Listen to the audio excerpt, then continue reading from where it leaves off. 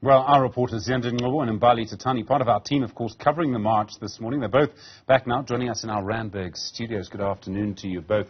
Ziyanda, if we may start with you. You were very close to Luthuli House. How close did the DA get? How tense did it get? Well, the DA didn't get close, but the ANC Youth League members did try, some of them, to get closer to where the DA members were. In fact, at some stage, the police were trying to rally them to go back towards the outside entrance of Luthuli House. Tlangi Mokhale, one of the ANC Youth League task team members, also at some stage really calling on members, to exercise discipline. Otherwise, the whole purpose of the whole demonstration would be lost because it would then descend into chaos. But ultimately, the authorities, I think, really kept, the separation between the two groupings quite well.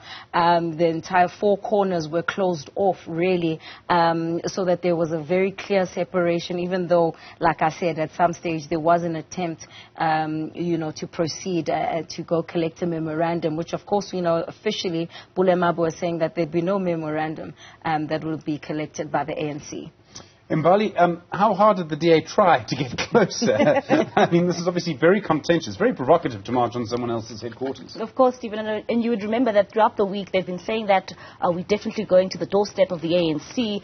But once we left Mary Fitzgerald Square and made our way to the CBD of Johannesburg, unfortunately they did not even make it close to the ANC's headquarters. And that's because, of course, the officials, the SAPS as well as the JMPD officials made sure that Luthuli House was cordoned off so that we didn't see any confrontation. And the DA kept on saying, well, we want a peaceful protest, and that's exactly what we saw this afternoon. They're saying that as much as they didn't get to Luthuli House, they also said that, well, they were not intending on, of course, leaving a memorandum of demands on the doorstep of the ANC.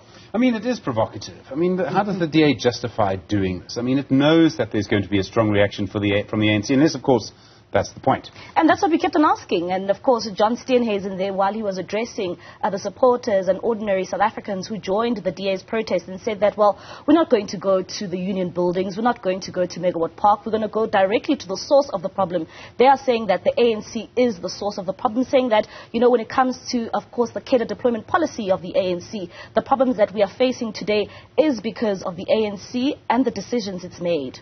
Ziyanda, I mean, for the ANC, loadshedding is obviously a difficult issue. The ANC Youth League says it's going to march on Megawatt Park. President Ramaphosa says he's going to ask the Eskom board, I think the quote was, to put in suspense the increase. But this is a difficult one for the ANC, isn't it?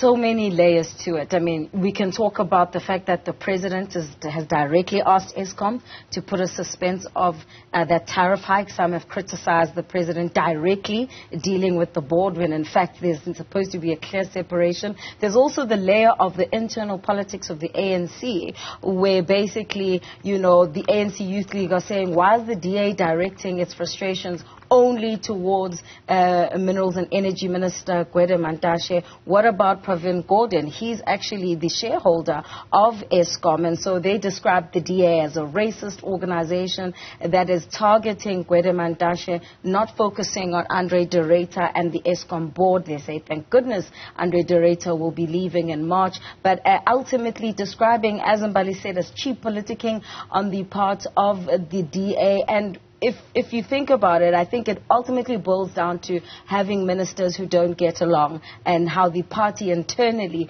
is managing this issue between Enoch Godongwana, the finance minister, the energy minister Gwede Mantashe, and the public enterprises minister Pravin Gordhan. And perhaps that's the point that the DA was trying to make, but the possibility of a clash was quite high, I'd say, Stephen. There's a history here. 2014, this happened. Some have even traced it as far back as 1994, Shell House. So you could also unpack the responsibility that political parties have when you go and provoke, as the ANC has said, and go and march on their headquarters. There's so many different elements for it. I mean, I would imagine, Mbali, for the Democratic Alliance, they're going to try and make load shedding the issue of the 2024 election. The DA's problem is getting out the vote. This is how you would do it. That's certainly right, Stephen, of course, and this is the question that we kept on asking, that why are you taking this protest to the doorstep of Luthuli House?